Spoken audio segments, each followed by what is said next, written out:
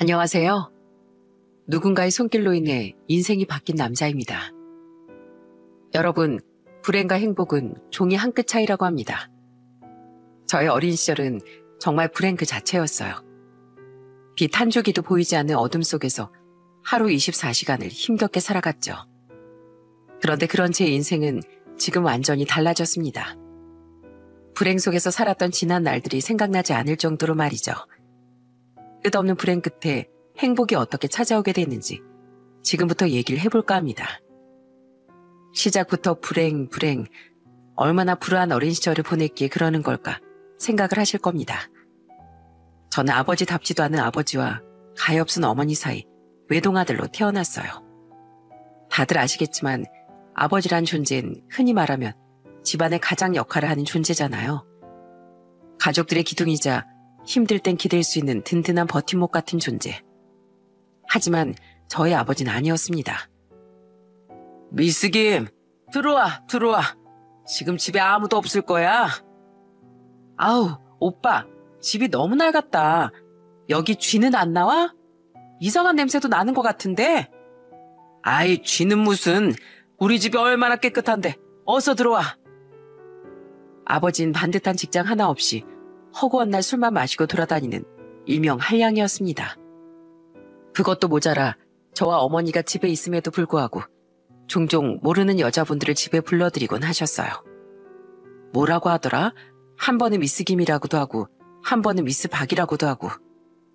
아무튼 저희 집에 찾아온 여자분들은 저와 어머니 얼굴을 보고서 36개 주랭락을 치기 바빴고 아버진 그런 저와 어머니를 항상 못마땅하게 생각하셨습니다. 애 데리고 집에만 있지 말고 밖을 좀 나가.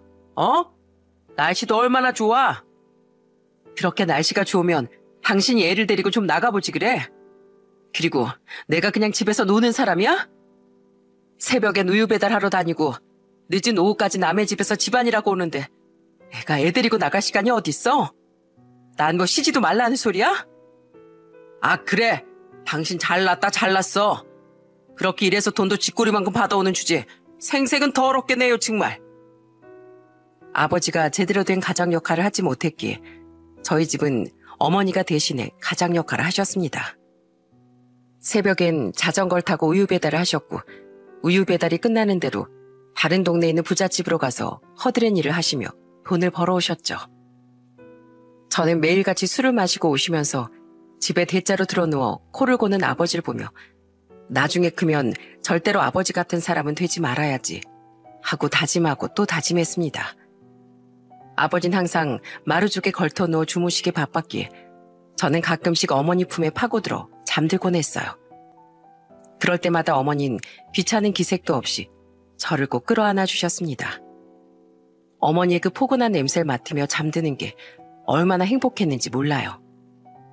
다들 예상하셨겠지만 저희 부모님은 왜 함께 사는지 이해가 가지 않을 정도로 자주 싸우셨습니다. 아버진 틈만 나면 어머니께 손을 드셨고 어머닌 그 손을 피하지도 못하고 그대로 받아들이셨어요. 그래서 어머니 얼굴과 몸은 하루도 성할 날이 없었죠. 어느 날은 자고 있는데 얼굴에 물이 뚝뚝 떨어지기에 너무 놀라서 눈을 떴더니 어머니께서 저의 얼굴을 어루만지며 눈물을 흘리고 계시는 겁니다. 엄마, 안 주무시고 뭐 하세요? 학선아, 깼어? 잘 자고 있는데 엄마가 깨웠지? 미안해. 엄마, 왜 우세요? 아버지 때문에 속상해서 우세요? 아니야, 속상하긴. 학선아, 눈에 넣어도 안 아플 내 새끼. 엄마가 많이 사랑하는 거 알지? 당연히 알죠. 저도 엄마 많이 사랑해요. 아버지랑은 비교도 안 될 정도로요. 그래, 엄마도 아버지보다 학선이를 더 많이 사랑해. 얼른 다시 자자. 엄마가 자장가 불러줄게. 그날 저는 어머니가 불러주시는 자장가 들으며 다시 잠에 들었습니다. 그리고 다음 날 방문을 발로 걷어차고 들어오신 아버지로 인해 잠에서 깨어나게 됐어요. 그 소리가 얼마나 컸던지 천둥이 치는 걸로 착각을 했을 정도였습니다. 아버지께선 얼굴이 빨개진 채로 제게 소리를 지르셨어요. 야, 학선아, 니네 엄마 집 나갔다. 이 여편네 분명 바람나서 다른 남자랑 도망간 거야. 네?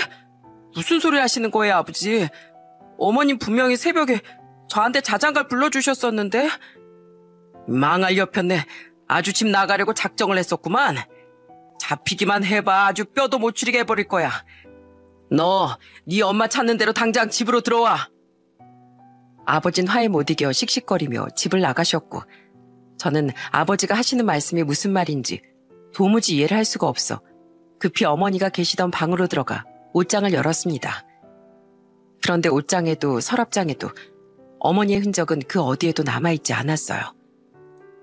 새벽에 제 얼굴을 보고 눈물을 흘리시고 자장가를 불러주시던 그 모습이 마지막이었던 거죠. 그 모습을 본 전 더 생각할 겨를도 없이 슬리퍼만 신고서 눈물을 줄줄 흘리며 달리고 또 달렸어요. 숨이 차오르는 것도 느끼지 못한 채 어머니를 찾아 그렇게 달렸습니다. 그때 옆에서 오토바이가 멈춰서는 소리가 들렸고 처음 보는 아저씨가 낯선 표정으로 제게 말을 걸었어요. 야, 꼬마야. 이 뜨거운 땡볕에 버스도 안 타고 어딜 그렇게 급하게 가고 있는 거냐? 너 지금 신발 한쪽 벗겨진 건 알고 있어? 아저씨, 저 좀 도와주세요. 저희 엄마가 집을 나가셨어요. 엄마를 꼭 찾아야 하는데 어딜 가셨는지 알 수가 없어서. 뭐? 그럼 어딜 가셨는지도 모르고 무작정 달리고만 있었던 거야? 얼른 뒷좌석에 타. 아저씨가 돌아다닐 수 있는 데까진 같이 돌아다녀 줄 테니까. 지금 이 날씨에 어머니 찾겠다고 그렇게 뛰어다니면 죽어. 처음 보는 아저씨는 어머니를 같이 찾아봐 주시겠다며 저를 오토바이 뒷좌석에 태워주셨습니다. 저는 어디라도 어머니의 흔적이 있기만을 진심으로 바랬어요. 그렇게 오토바이를 타고 10분 정도 달렸을 무렵 제 시선은 어느 으리으리한 부잣집 앞에서 멈춰 섰습니다. 그곳엔 아주머니 한 분이 마구 화를 내며 소리를 지르고 계셨고 그 앞엔 어떤 아주머니가 죄인처럼 고개를 숙이고 계셨어요. 저는 아저씨 옷자락을 꽉 잡으며 멈추라고 말했고 아저씨는 제 목소리를 듣고 바로 앞에 오토바이를 세웠습니다. 그리고 다툼을 하는 것 같은 두 분의 대화를 귀 기울여 들었어요. 내가 말했죠? 그만둘 거면 진작에 말하라고. 집에 해야 할 일들이 투성인데 아줌마가 이렇게 갑자기 나가버리면 우린 또 새로운 사람 구해야 하고 번거롭잖아. 죄송해요, 사모님. 저도 이런 부탁 드리고 싶지 않았는데 제 상황이... 솔직히 마음 같아서 괘씸해서 돈도 안 주고 싶은데 그래도 사람이 도린 지키고 살아야 하니까. 아유, 니놈의 착해 빠진 성격 고치던가 해야지 원. 사모님이라고 불린 아주머니는 손에 쥐고 있던 돈을 공중에 뿌리며 신경질적으로 문을 닫고 들어가셨고 문 앞에 덩그러니 남겨진 아주머니는 바닥에 흩어진 돈을 주우셨습니다. 그 모습을 그대로 보고 있었던 전 눈물을 꾹 참고서 헬멧을 벗고 오토바이에서 내려 아저씨께 정중히 인사를 드리며 이렇게 말했어요. 감사합니다, 아저씨. 어머니를 찾은 것 같아요. 설마 저기 저분이 너희 어머니시니? 놀라는 아저씨를 보며 저는 조심스럽게 고개를 끄덕였고 아저씨는 알 수 없는 표정을 지으시더니 저를 따라 오토바이에서 내리셨습니다. 그리고 저를 안아주시며 이렇게 말씀하셨어요. 내가 남의 집 일이라 함부로 말을 못 얹겠다만 어머니 잘 지켜드려야 한다. 그리고 세상은 아까 그 못돼 먹은 아줌마 같은 사람만 있는 건 아니라는 거 꼭 기억하고. 알겠지? 인서가 사나이 우는 거 아니야. 어머니 앞에 가는데 이렇게 눈물 흘리면서 갈 거야? 아니요. 그러니까 뚝 그치고 얼른 어머니한테 가봐. 아저씨는 제 어깨를 두어 번 두드려 주시더니 아무 일도 없었다는 듯 오토바이를 몰고 떠나셨고 저는 힘없이 돈을 줍고 계신 어머니 곁으로 다가가 함께 그 돈을 주워드렸습니다. 그리고 저와 눈이 마주친 어머니는 정말 소스라치게 놀라며 제 이름을 부르셨어요. 학선아, 네가 어떻게 여길... 여기서 뭐 하시는 거예요, 엄마? 왜 혼자서 이러고 계시는 거냐고요? 제가 엄마 찾으려고 얼마나 뛰어다녔는지 아세요? 아이고, 내 새끼, 이 땀 흘린 것 좀 봐. 엄마가 미안해. 너한테만큼은 이야기를 하고 나갔어야 하는 건데 그렇게 말도 없이 나와버려서 미안해. 저희 모자는 무더위가 기승을 부리던 한여름의 대낮에 바닥에 쪼그리고 앉아 떨어진 돈을 줍다 서로 끌어안고 엉엉 울어버렸습니다. 그리고 어머니께서 집을 떠날 수밖에 없었던 이유를 들을 수 있었어요. 엄마가 좀 많이 아프대, 학선아. 그래서 우리 학선이 옆을 떠나야 할 수도 있대. 엄만 학선이한테 안 좋은 모습으로 기억에 남고 싶지 않았어. 그래서 차라리 나쁜 엄마로 남자 생각하고 무작정 집을 나갔던 거였어. 그런데 우리 아들 보니까 엄마가 잘못 생각한 것 같다. 어디가 아프신 건데요? 저한테는 아무것도 말씀 안 해주셨잖아요. 엄마가 폐에 나쁜 세포 같은 것들이 생겼대. 그런데 그 세포들이 폐에만 있는 게 아니라 곳곳에 다 퍼져 있는 바람에 치료를 할 수가 없다고 하더라. 그래서 엄마 혼자 살 곳을 구했어. 혼자 아파하다가 조용히 떠나려고. 안 돼요. 절대로 엄마 혼자 둘 수 없어요. 저 엄마랑 지내고 싶어요. 엄마랑 살래요. 네? 저는 어머니를 붙잡고 엉엉 울었고 어머니는 그런 제 눈물을 조용히 닦아주셨습니다. 저는 집으로 돌아가는 대신 어머니와 함께 살기를 택했어요. 그 지옥으로 다시는 돌아가고 싶지 않았거든요. 어머니가 구한 집은 곰팡이가 잔뜩 피어있는 단칸방이었습니다. 물도 제대로 나오지 않을 정도로 열악한 집이었지만 딱 한 가지 좋은 점이 있었다면 아버지의 술주정을 듣지 않아도 된다는 것이었어요. 어머니는 제대로 된 치료를 받지 못하셨기에 나날이 상태가 좋아지지 않으셨고 나중엔 약간의 기침만 해도 피를 울컥 쏟아내실 정도로 상황이 좋지 않으셨습니다. 저는 그런 어머니를 보면서 당황하지 않으려고 애를 썼고 어머니는 그런 저를 보고서 많이 미안해하셨어요. 미안해, 학선아. 엄마가 이래서 그날 널 두고 갔던 건데 엄마 이런 모습 정말 보기 안 좋지? 너한테 안 좋은 기억을 심어주는 것 같아서 미안하기만 하네.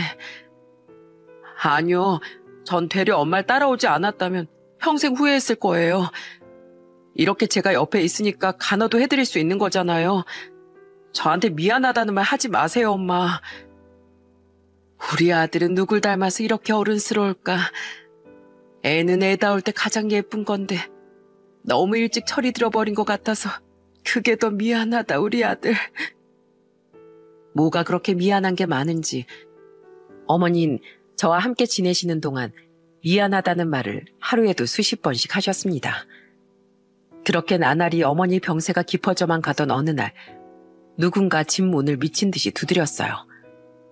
어머니와 지내는 동안 집에 누군가 찾아온 적이 한 번도 없었는데 누구지 싶은 마음에 조심스럽게 문을 연 순간 저는 문을 연 걸 후회하고 말았어요. 이것들이 쥐떼처럼 여기 숨어 살고 있었구만. 여기 숨어 있으면 내가 못 찾을 줄 알았어? 아버지, 여긴 어떻게... 저와 어머니 집을 찾아온 건 다름 아닌 아버지였습니다. 고함을 지르는 그 목소리를 겨우 피했다 싶었는데 2개월 만에 다시 이 소리를 듣게 되다니 천국에 있다 다시 지옥으로 떨어진 기분이었어요. 아버진 절 밀쳐낸 다음 신발도 벗지 않으시고 집 안으로 들어오셨죠.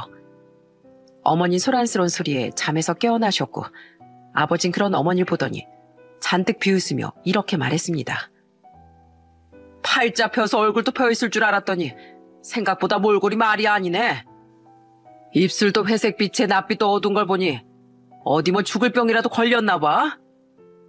여긴 어떻게 알고 또 찾아온 거야? 내가 모를 줄 알았지? 다 아는 방법이 있어요. 뭐 다른 건 다 필요 없고 돈 가진 거 좀 있냐? 떨어져 사는 동안 일은 계속했을 거 아니야? 여기까지 찾아와서 하는 말이 또 돈 달라는 소리니? 당신도 사람 되긴 참 글러먹었다. 아버진 어머니 말에도 아랑곳하지 않고 옷장과 서랍을 뒤지기 시작했습니다. 그리고 서랍 안에 넣어둔 하얀 봉투를 살짝 열어보더니 웃음을 띠며 그 봉투를 주머니 속에 넣으려고 하더라고요. 저는 필사적으로 그 봉투를 다시 아버지에게서 뺏어들었습니다. 이 돈은 절대 안 돼요. 저희 생활비란 말이에요. 너 많이 컸다. 찍소리도 못하던 게 어딜 감히 하늘 같은 아버지한테 눈 똑바로 뜨고 소리 질러? 어? 어디 할 짓이 없어서 애한테 손을 들려고 해.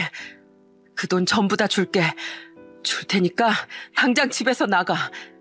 당신이랑 더 할 이야기도 없고 꼴도 보기 싫으니까 당장 나가버리라고. 어머니는 제게 손을 들려는 아버지에게 돈을 줄 테니 당장 집에서 나가라며 자리에서 겨우 일어나 아버지의 등을 떠밀어 집 밖으로 쫓아내셨습니다. 그렇게 생활비로 아껴놓은 돈마저 벼랑간 찾아온 아버지에게 죄다 뺏겨버린 저와 어머니는 서로 끌어안고 눈물만 흘렸어요. 저는 그 순간만큼 제가 원망스러웠던 적이 없습니다. 내가 아버지보다 조금 더 강한 존재였더라면, 나이가 조금이라도 많았더라면 사람 같지도 않은 행동을 한 아버지를 막을 수 있지 않았을까 하는 생각이 들었기 때문이었죠. 어머님 그 후 한 달도 채 되지 않아 세상을 떠나셨습니다. 제게 어떤 유언도 남기지 않고 주무시던 그 상태 그대로 눈을 감으셨어요. 어머니가 돌아가신 건 너무 속상했고 세상을 다 잃은 것 같았지만 크게 슬퍼하진 않았습니다. 개똥밭에 굴러도 이승이 났다지만 어머니는 어쩌면 신체적인 아픔도 그리고 심적인 고통도 없는 편안한 그곳으로 가시는 게 훨씬 낫지 않을까 싶어서였어요. 어머니 장례를 치를 돈도 없었지만 정말 다행히도 어머니가 돌아가셨다는 소식을 들은 동네 분들이 도움을 주신 덕에 어머니를 편히 보내드릴 수 있었습니다. 그리고 어머니를 선산에 묻어드린 후 다시 어머니와 둘이 살던 집으로 돌아왔는데 그곳엔 아버지가 절 기다리고 있었어요. 아버지, 왜 이렇게 늦게 왔어? 한참을 기다렸네. 미안하다. 이 여편에 죽은 걸 내가 너무 늦게 전해들었어. 국화꽃 한 송이 정도 놓아주고 올 걸 그랬네. 에휴, 아쉬워라. 그런데 왜 여기 계시는 거예요? 왜 있긴, 너 올 때까지 예비가 기다렸지. 자, 어서 집으로 돌아가자. 싫어요. 저 아버지 따라 안 가요. 나를 안 따라가면 뭐 고아원에라도 들어가게? 아빠가 두 눈 뜨고 멀쩡하게 살아있는데. 네, 차라리 고아원이 좋을 것 같아요. 적어도 아버지가 소리 지를까 또 술 마시고 주정 부리진 않을까 걱정할 필요는 없잖아요. 아버지를 따라가느니 고아원에 들어가겠어요. 야, 내가 옛날 같은 줄 아냐? 나도 너네 엄마랑 너랑 떨어져 사는 동안 많이 변했어. 뭐 티는 안 날지 몰라도 이전 같지 않다 이 말이야. 주정 부리고 소리 지르고 그런 거 안 할 테니까 어서 집으로 돌아가자. 그런 말이 있죠. 본인이 본인 입으로 변했다고 말하면 절대로 변한 게 아니라는 말. 아버진 본인이 본인 입으로 변했다는 말을 하면서 제 손목을 잡고 강제로 절 택시에 태우셨습니다. 가기 싫다고 소리도 쳐보고 울어도 봤지만 아무런 소용이 없었어요. 결론적으로 아버진 조금도 변한 게 없었습니다. 저를 데리고 집에 들어가자마자 제 어깨를 붙잡고서 이렇게 말을 하더군요. 학선아, 이제 이 아빠랑 둘이서 같이 살아야 하니까 내일부터 네가 나가서 돈 벌어와. 아버지, 저 이제 7살밖에 안 됐어요. 그런데 어디 가서 무슨 수로 돈을 벌어와요? 무슨 수로 돈을 벌어오긴, 너보다 더 어린 애들도 돈 잘만 벌어온다. 돈을 못 벌면 구걸이라도 해야지. 안 그러냐? 아니면 저기 시장 쪽에 들어가서 일 좀 시켜주세요 하고 불쌍한 척이라도 하던가. 아버지 말을 듣고 정말 기가 막혔습니다. 아니, 아버지란 사람이 어떻게 어린 자식한테 돈을 벌어오라고 말을 할 수가 있나요? 그래서 저는 아버지의 말에 너무 어이가 없어 이렇게 대답했습니다. 싫어요. 제가 왜 일을 해야 하는데요. 아버진 저보다 어른이고 몸도 크시잖아요. 제가 돈을 벌 게 아니라 아버지께서 돈을 벌어오셔야 하는 거 아니에요? 아유, 시끄럽다 시끄러워. 그냥 내일 말고 지금 당장 나가.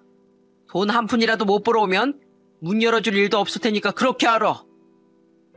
변했다고 말한 아버진 제가 집에 들어오는 그 순간부터 태도를 확 바꾸셨습니다. 사람이 어떻게 저럴 수가 있는지 제 아버지지만 정말 사람 같아 보이지 않았어요.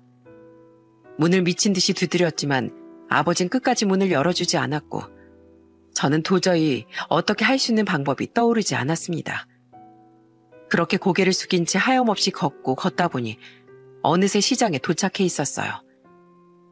시장 안은 우울한 제 마음과는 반대로 정말 활기를 띠고 있었습니다. 우렁찬 목소리로 생선을 파는 생선가게 아저씨, 과일가게 아주머니랑 수다를 떨고 있는 떡집 할머니, 손님으로 북새통을 이루는 시장통 안 국밥집까지 저와는 완전히 다른 세상을 사는 것 같았어요. 저는 시장통 안에 있는 온갖 가게들을 돌아다니며 일을 할 수 있느냐고 물었고 돌아오는 대답들은 하나같이 안 된다는 말뿐이었어요. 그리고 마지막으로 제 발이 닿은 곳은 시장의 제일 안쪽에 있던 작은 분식집이었습니다. 안녕하세요. 혹시 제가 여기서 일을 할 수 있을까요? 꼬마야. 너 여기서 뭐하냐? 마지막으로 들어갔던 분식집에서 저는 뜻밖의 사람을 마주했습니다. 바로 어머니를 찾던 날 절 오토바이 태우고 돌아다녀 주셨던 그 아저씨였어요. 뭐야, 아는 애야? 이전에 한번 만났었어. 근데 꼬마야, 아저씨랑 여기 계신 아줌마랑 같이 이 분식집 사장인데 우리 일할 사람 안 구하고 있거든. 그 정도로 손님이 많진 않아서. 근데 너 대체 몇 살이냐? 7살이에요. 7살? 7살인데 이렇게 말도 똑부러지게 잘하고 일할 수 있냐고 물어보러 찾아온다고? 너희 부모님은 허락해 주셨고? 아니요. 그때 찾았던 어머니 돌아가셨고 아버지가 일을 구해오래요. 그렇지 않으면 문을 열어주지 않으시겠다고. 아저씨와 아주머니는 제 이야기를 듣더니 경악스러운 표정을 지으셨습니다. 저는 그런 표정을 지으시는 걸 이해했어요. 저였어도 당연히 그런 표정을 지었을 테니까 말이죠. 아주머니께서는 제게 다가와 주스라도 하나 마시면서 기다리고 있으라고 말씀해 주셨고 두 분은 주방 안에서 오랫동안 이야기를 나누셨습니다. 아마 이 상황 자체가 이해가 되지 않으셨을 거예요. 세상 천지 어떤 7살짜리가 시장 곳곳을 돌아다니며 일을 하게 해달라고 부탁을 하고 다니겠어요. 아마 이렇게 이야기를 하고 다닌 아이는 세상에 제가 유일무이할 거라 생각했습니다. 여기저기 민폐만 끼치고 돌아다닌 것 같아 고개도 들고 다닐 수 없을 정도로 창피했어요. 그렇게 한참 동안 대화를 마치고 나온 두 분은 제게 다가와 손을 꼭 잡아주시면서 이렇게 물어보셨습니다. 꼬마야, 이름이 뭐야? 제 이름은 이학선이에요. 그래, 학선아. 이제부터 우리 가게에서 일 한번 해봐. 네? 저는 뜻밖의 대답에 깜짝 놀랄 수밖에 없었습니다. 당연히 안 된다는 대답이 돌아올 줄 알았고 일을 하게 해줄 거라는 답변은 생각이 아예 없었거든요. 제 반응에 아저씨는 방긋 웃으며 이렇게 말씀하셨어요. 누가 물어보면 우리 아들이요 아니면 조카요 하고 말하면 되니까 이래도 되는 건가는 걱정은 안 해도 돼. 이 넓은 시장통 여기저기 이래도 되냐고 돌아다니다 여기까지 온 거 아니야. 맞지? 혼자 돌아다닌다고 많이 힘들었을 텐데 우리까지 내치면 네가 돌아다니게 뭐가 되겠어. 대신 이 아저씨가 정말 뭐 하나 꼭 물어보고 싶은 게 있는데 혹시 아버지는 어떤 분이신지 물어봐도 될까? 이전에 어머니 건도 그렇고 궁금해서 그래. 네가 불편하면 안 해도 괜찮어. 저는 제 손을 따뜻하게 잡아주신 아저씨의 눈을 보고서 자연스럽게 아버지에 대한 이야기를 털어놓기 시작했습니다. 아버지가 어떤 분인지 이야기를 하면 할수록 두 분의 표정은 정말 말로 설명할 수 없을 정도로 일그러졌어요. 마지막 이야기까지 모두 마치고 나니 아저씨와 아주머니는 제게 이렇게 물으셨습니다. 학선아, 아버지랑 함께 지내는 거 행복하니? 조금도 행복하지 않아요. 당장이라도 벗어나고 싶을 정도로요. 그럼 차라리 아줌마 아저씨랑 같이 지내는 건 어때? 학선이 네 말을 들어보면 아버지 밑에서 살고 있는 게 너한테 좋은 영향을 미칠 것 같지는 않아서 보육원으로 가는 것도 잠깐 생각해봤는데 보육원 같은 것도 그렇게 좋지는 않다는 얘기를 들은 게 생각이 나더라고. 아니에요. 그럴 순 없어요.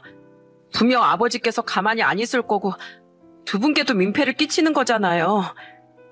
우리가 먼저 이야기를 꺼냈는데 민폐라고 생각할 리가. 물론 학선이 아버지께 아줌마랑 아저씨가 직접 찾아가서 여쭤볼 거야. 그렇게 할래? 저는 저도 모르게 고개를 끄덕였습니다. 참 희한하죠? 어떤 사람인지 제대로 알지도 못하는 어른들이 내민 손을 덥석 그렇게 잡아버렸다는 것이. 이분들이 작정하고 나쁜 마음을 먹은 분들이었으면 어쩌려고 그 제안을 수락한 건지 이해를 못하시는 분들도 계실 겁니다. 하지만 눈을 보고 하는 행동을 보면 그 사람은 어느 정도 알 수 있다고 하잖아요. 적어도 아버지 같은 사람과 함께 살아가는 것보단 훨씬 더 좋을 거라 생각했습니다. 그 길로 저는 아저씨와 함께 오토바이를 타고 집으로 향했어요. 아저씨 등 뒤에 타 있는 동안 수없이 많은 생각이 들었습니다. 혹시라도 아버지께서 괜한 행동을 해서 아저씨께 피해를 입히면 어떡하지? 아버지가 막 소리를 지르시면 어떡하지? 일어나지도 않은 일들에 대한 걱정은 꼬리에 꼬리를 물고 늘어졌어요. 그런데 아버진 정말 뜻밖의 말을 하시더군요. 아이고, 내 듣던 중 반가운 소리네. 그래요, 그냥 이왕 데려가는 거 평생 자식처럼 키우쇼. 그런데 양심적으로 돈은 주고 데려가쇼. 남의 집 아들을 데리고 가는데 입으로만 데리고 가겠습니다 라고 하진 않겠지? 돈이요? 드리겠습니다. 지금 제가 가지고 있는 돈 전부 다 드릴게요. 세상에 자식을 데리고 가지 말라는 것도 아니고 돈을 주고 데리고 가서 자식처럼 키우라니. 낳기만 한다고 다 아버지는 아니라는 걸 당신을 보고 확실히 깨달았네요. 자, 여기 제가 가지고 있는 돈의 전부입니다. 아인 이제 제가 데리고 갈 테니까 앞으로 사는 동안 평생 찾으려는 시도조차 하지 마세요. 아이고, 예. 야, 아들, 너 좋겠다. 이렇게 널 데리고 가주겠다는 사람도 있고 말이야. 이제 너랑 나랑은 평생 볼 일 없는 거다. 이 돈은 아주 요긴하게 잘 쓸 테니 애 잘 키워보쇼. 지 엄마 닮아서 소심에 빠져가지고 사내로서 제대로 구실이나 하겠냐마는. 돈을 받은 아버진 그대로 문을 닫고 들어갔고 아저씨는 한숨을 한번 쉬시곤 저를 보며 이렇게 말했습니다. 학선아, 이제 이 아저씨랑 아줌마랑 쭉 같이 사는 거야. 그동안 많이 힘들었을 텐데 그래도 이렇게 잘 버텨줘서 너무 고마워. 우린 너한테 함부로 대하지도 않을 거고 세상에 있는 좋은 것들만 알려줄 거야. 행복하게 잘 지내보자. 그날부터 저는 아저씨 아줌마와 함께 지내게 됐습니다.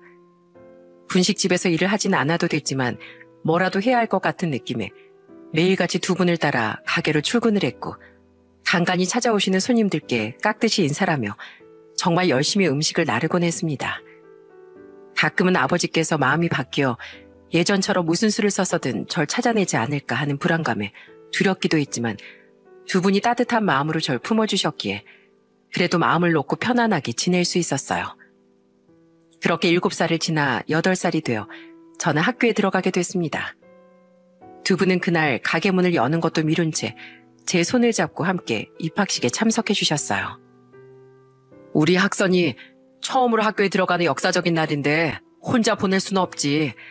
원래 이런 날은 부모님 손 꼭 잡고 사진도 찍고 그러는 거야.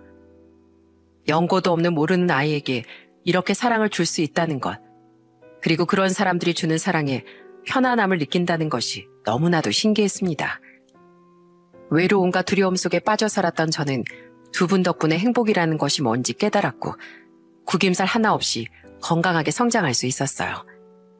그리고 몇 년이 지나 제가 12살이 되던 해 어떻게 사는지조차 몰랐던 아버지 이야기를 분식집 손님들로부터 들을 수 있었습니다.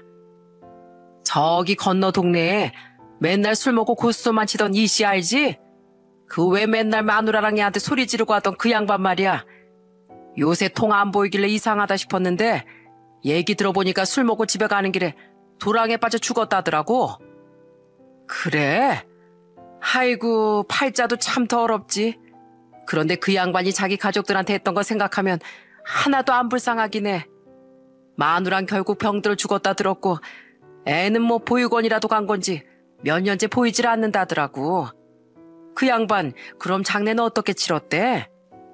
몰라. 그냥 화장해서 저 앞 강가에 뿌렸다는 말만 들었어. 멀리서 들어도 아버지의 이야기임을 직감할 수 있었습니다. 저는 그 이야기를 듣고도 아무런 티를 내지 않고 있다가 그 손님들이 자리를 떠나고 난 뒤에야 고개를 숙이고 눈물을 조금 흘렸어요. 저를 불행 속으로 밀어넣은 아버지였지만 그래도 그런 식으로 죽었다는 이야기를 들으니 조금 불쌍하긴 하더라고요. 아저씨와 아주머니께서도 무슨 상황인지 다 직감을 하신 듯 저를 꼭 안고 다독여 주셨습니다. 사람 마음이라는 게 참 그렇지.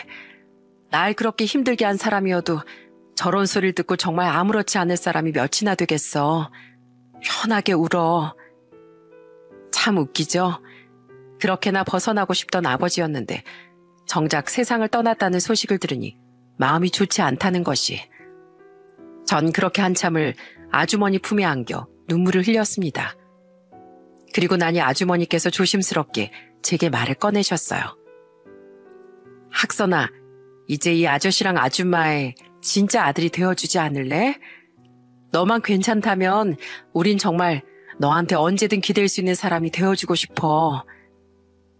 제 손을 맞잡고 얘기하시는 아주머니의 말투에선 다정함이 뚝뚝 묻어났습니다. 7살 때부터 시작해 12살이 되던 해까지 함께 살면서 저는 진짜 행복이라는 게 뭔지, 사랑이라는 게 무엇인지 두 분을 통해 배울 수 있었어요. 저 아래 빛이 보이지 않는 어둠 속에 가라앉아 있던 절 끌어올려주신 분들이었기에 아주머니의 말에 조심스럽게 고개를 끄덕였습니다. 이젠 단순히 걷어들인 아이가 아닌 진짜 자식이 되기로 한 것이었죠. 그날 오후 아주머니와 아저씨는 가게 문을 조금 빨리 닫고서 저를 따라 어머니의 산소로 향했습니다. 항상 시간이 날 때마다 저 혼자 찾아와 이런 이야기 저런 이야기를 늘어놓곤 했는데 그날은 두 분과 함께 찾아갔기에 외롭지 않았고 든든하다는 생각이 들더라고요. 두 분은 어머니의 산소에 저를 올리고 술을 뿌려드린 다음 제 손을 잡고 이렇게 말씀하셨습니다. 아주머니, 5년이 됐는데 이제야 인사드리네요. 하늘에서도 계속 학선이 걱정하셨을 거라고 생각해요. 이제 정말 저희 아들처럼 생각하면서 잘 보살필게요. 그러니까 이제 걱정하지 마시고 그곳에서 잘 지켜봐 주세요. 저희가 앞으로 종종 찾아뵐게요. 아주머니 아저씨라는 호칭은 시간이 흘러 어머니 아버지란 호칭으로 바뀌었습니다. 처음엔 이 말이 참 어색했었는데 어느 정도 적응이 되고 나니 그래도 자연스럽게 불러지더라고요. 두 분의 아들이 되어 살게 된 날부터 웃는 날들의 연속이었습니다. 학교를 다니면서 공부도 열심히 했고 또 친구들과도 사이좋게 지내면서 밝은 아이로 사랑만 받으며 자랄 수 있었어요. 그리고 막 성인이 되어 대학에 들어갈 무렵쯤 아버지께선 췌장암 말기 판정을 받으셨습니다. 저와 어머니는 그 소식을 듣자마자 크게 좌절하면서 눈물을 펑펑 쏟았는데 어째서인지 아버지께선 눈물은커녕 정말 태연하게 이렇게 말씀을 하시는 거예요. 괜찮어. 아이 뭐 사람은 때가 되면 다 죽는 거 아니겠어? 어차피 이제 학선이도 다 컸고 삶의 미련이라곤 조금도 없어. 다들 너무 속상해하지 말어. 무슨 말씀하시는 거예요, 아버지? 항암 치료하면 괜찮아지실 거예요. 그러니까 약한 소리 하지 마세요. 췌장암이라 할지라도 치료를 진행하면 달라질 수 있을 줄 알았습니다. 하지만 항암 치료를 진행하셨음에도 아버진 조금도 차도를 보이지 않으셨고 그렇게 췌장암 진단을 받으신 지 한 달도 되지 않아 세상을 떠나셨어요. 어머니께선 아버지 장례 내내 눈물을 흘리며 이렇게 말씀해 주셨습니다. 네 아버진 내 인생에서 가장 특별한 사람이었어. 아마 다음 생에 태어나도 이런 사람은 다시 만날 수 없을 거야. 저는 어머니의 슬픔에 말없이 위로가 되어드렸습니다. 항상 두 분이서 운영했던 분식집은 어머니 혼자 운영을 하시게 됐고 저는 학교를 다니면서 어머니 가게 일을 도와드렸어요.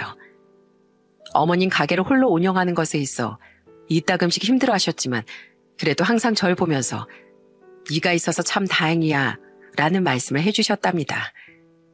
어머니 옆에서 뭔가 작게라도 도움을 드릴 수 있다는 사실 하나로 저는 무척이나 행복해했어요. 저는 대학을 졸업한 이후 직장을 다니며 30대 초반이란 나이에 결혼을 하게 됐습니다. 아내는 3살 아래 간호사 일을 하는 사람으로 처음엔 정말 따뜻한 성품을 지닌 사람이라고 생각했어요.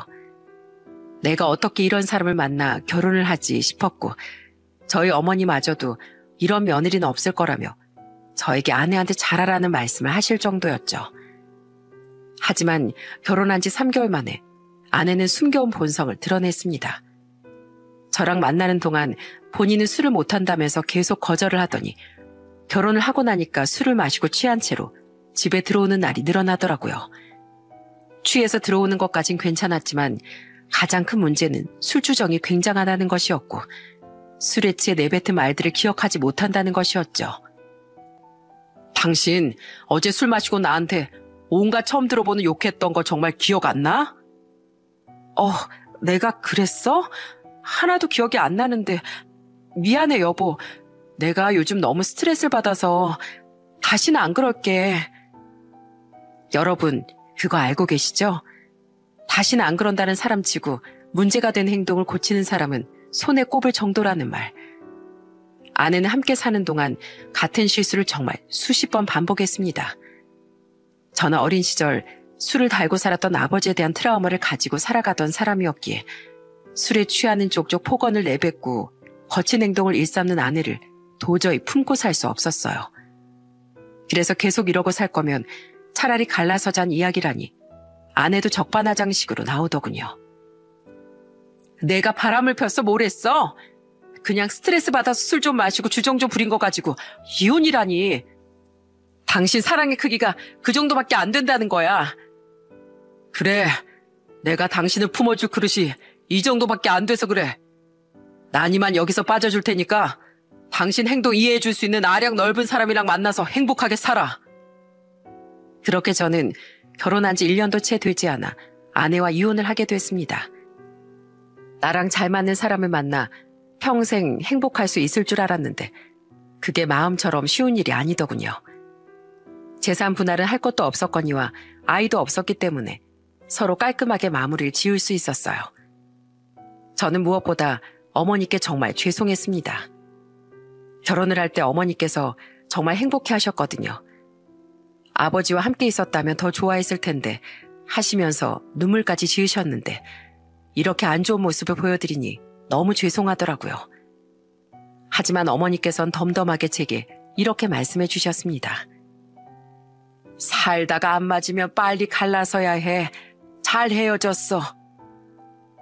제가 아내와 갈라섰을 무렵쯤 어머니께서 홀로 운영하시던 시장 안의 분식집도 문을 닫게 됐어요.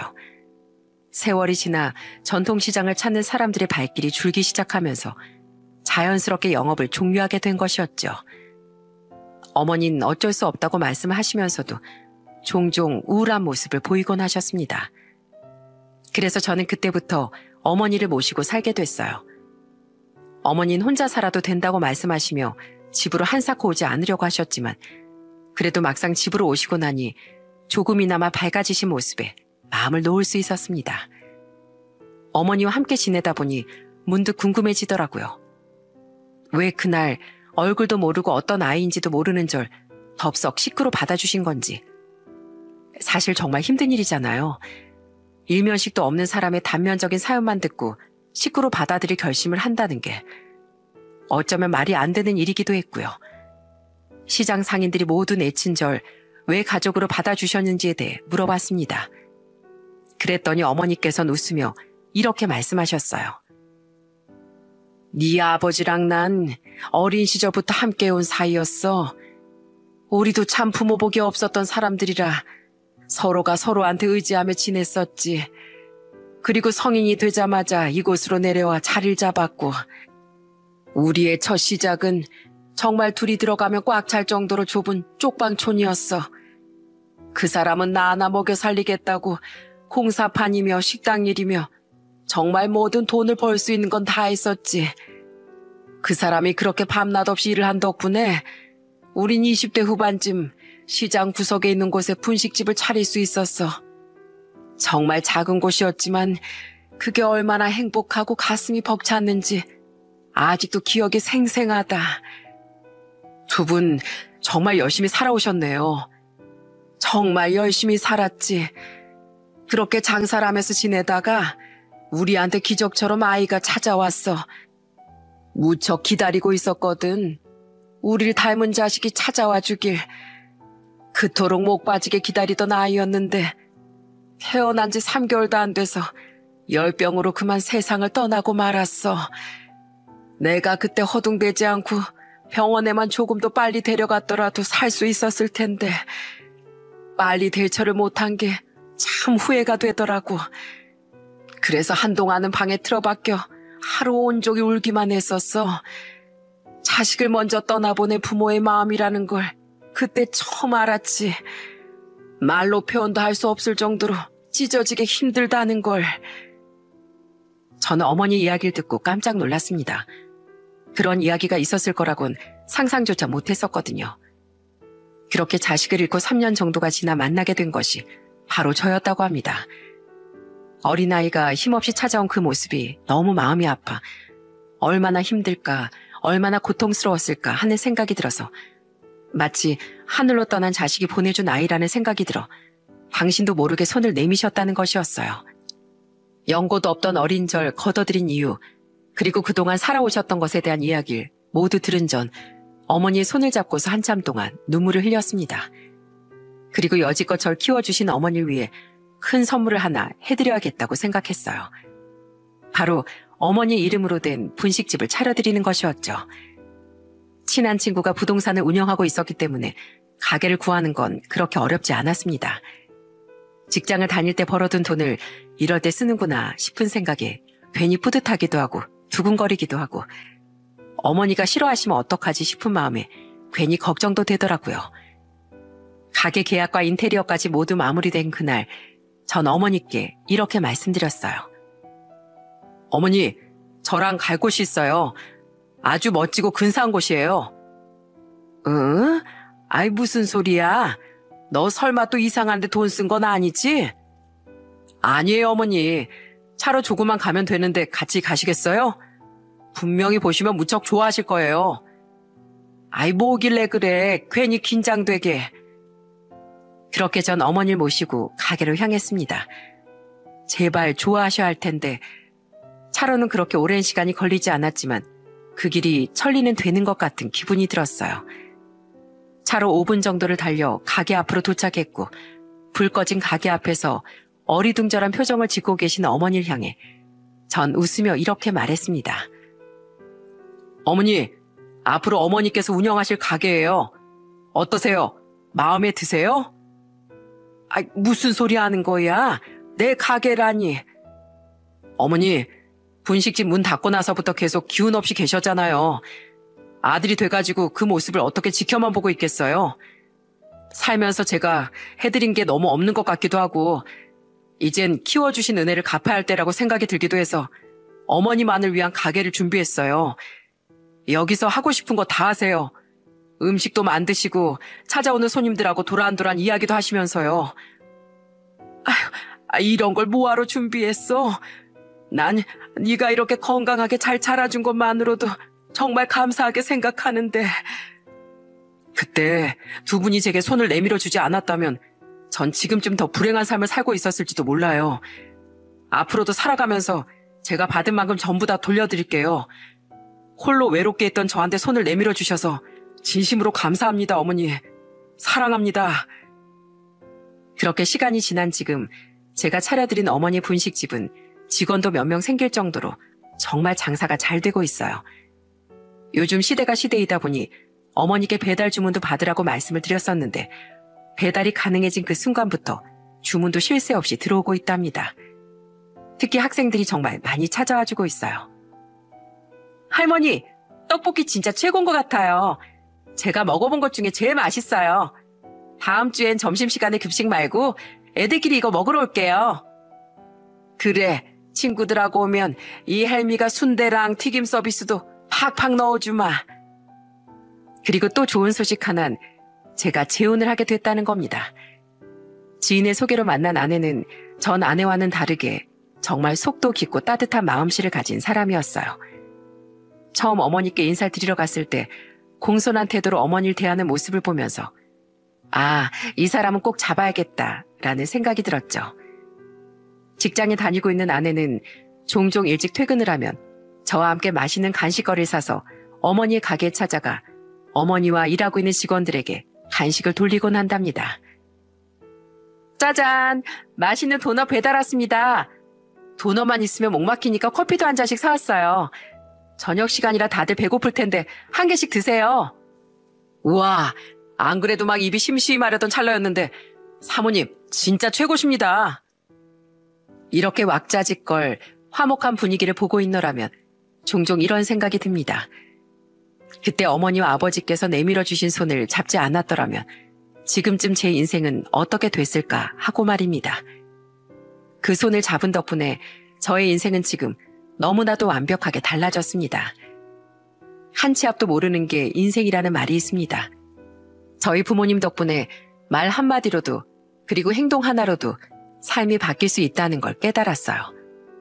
저도 앞으로 살아가는 동안 많은 사람들에게 선한 영향력을 끼치는 사람이 되어 따스한 마음을 나누며 살아가 보려고 합니다. 길지 않은 인생, 힘들게 찾은 행복을 지키면서 말입니다. 제 사연은 여기서 마무리 지어보도록 하겠습니다. 들어주신 모든 분들의 하루에 행복이 가득 들어차시길 바랍니다.